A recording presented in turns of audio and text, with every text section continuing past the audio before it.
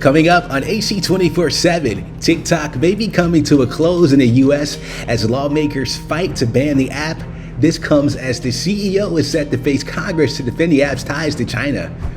Plus, it's International Women's Day, what's taking place across the world to commemorate the day honoring women all over.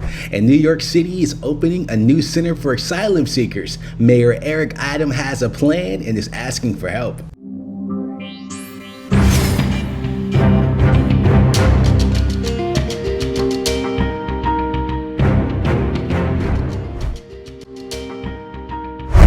Hey there, welcome to AC 24/7. I'm your host, Lamar Baldwin. The US may be getting rid of social media app TikTok completely. It has already been banned on government devices. Companies are limiting its use. Now, a dozen Republican and Democrat senators have all teamed up on a proposal to eliminate the app. The Advocate Channel's John Lawrence reports. TikTok may soon be taken out. What I can tell you is that we have certainly made clear some of our national security concerns with respect to the TikTok application, which is why it's not authorized for use on government devices. A bipartisan group of 12 senators have unveiled legislation Tuesday that boosts President Joe Biden's ability to place a nationwide ban on TikTok. When it comes to platforms and products owned by foreign adversaries like the CCP, there is next to no transparency for users about where their data is being stored and what the information is being used for. The proposed law, called Restricting the Emergence of Security Threats That Risk Information and Communications Technology Act, doesn't specifically name-check TikTok, but it would give the U.S. more powers, like a ban, against foreign software deemed a national security risk by the Commerce Department. I'm really proud to support this legislation and join my colleagues on both sides of the aisle to do something which is necessary, overdue, and critical to get passed as soon as possible. TikTok spokeswoman Brooke Oberwetter issued a statement that says a possible U.S. ban would have a, quote, considerable negative impact on the free speech rights of millions of Americans. I'm John Lawrence reporting. The Department of Justice says the Louisiana Police Department engaged in a pattern of discrimination against the Black community and violating their constitutional rights. The DOJ says the department used excessive force and conducted searches based on invalid warrants.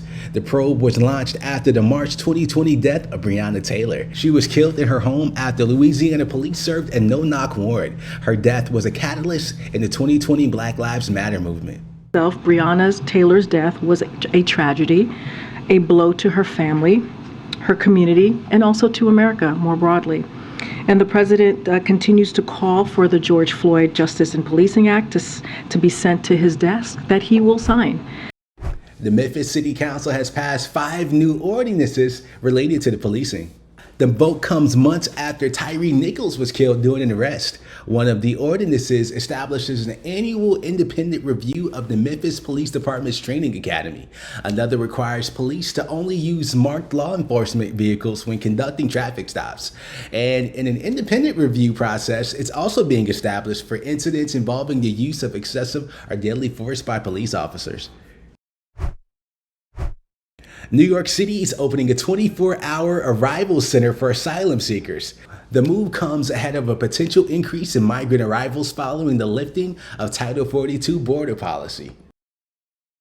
And this blueprint that we are releasing today highlights what we have accomplished since the crisis. And it is extremely impressive when you do an analysis of the movement and the compassion that we have shown. It also is going to show the changes we have put in place to move from an emergency response to a steady state of operation. And we have accomplished this over time, as well as what are our asks. Clarity is crucial here. We're very specific on the things that we are asking for. We cannot do this alone, and we have been doing it alone thus far, and that must stop. Some Republican leaders are expressing their disdain with Fox News host Tucker Carlson. Carlson aired security video from the January 6th attack on his show. The host characterized the attack on the Capitol as a peaceful protest. The Advocate Channel's Sarah Murray reports. After Fox News attempts to whitewash the deadly attack on the U.S. Capitol, even some Republicans are setting the record straight. And I think it was, it was an attack on the Capitol. I think that breaking through glass, windows, and doors to get into the United States Capitol against the orders of police is a crime. To somehow put that in the same category as a permitted peaceful protest is just a lie. I think it's Fox host Tucker Carlson using curated clips of the Capitol attack to falsely claim there was no violent insurrection. These were not insurrectionists, they were sightseers. House Speaker Kevin McCarthy gave Carlson exclusive access to thousands of hours of video from January 6th. Speaker McCarthy is every bit as culpable as Mr. Carlson. As U.S. Capitol Police Chief Tom Manger tore into Carlson's program for its, quote, offensive and misleading conclusion. The program conveniently cherry-picked from the calmer moments of our 41,000 hours of video, Manger wrote in an internal memo. The commentary fails to provide context about the chaos and violence that happened before or during these less tense moments. It was a mistake, in my view, for Fox News to depict this in a way that's completely at variance with what our chief law enforcement official here at the Capitol thinks. The chief also defending fallen officer Brian Sicknick, who was attacked with chemical spray and physically fought members of the mob after Carlson questioned links between his death and the insurrection.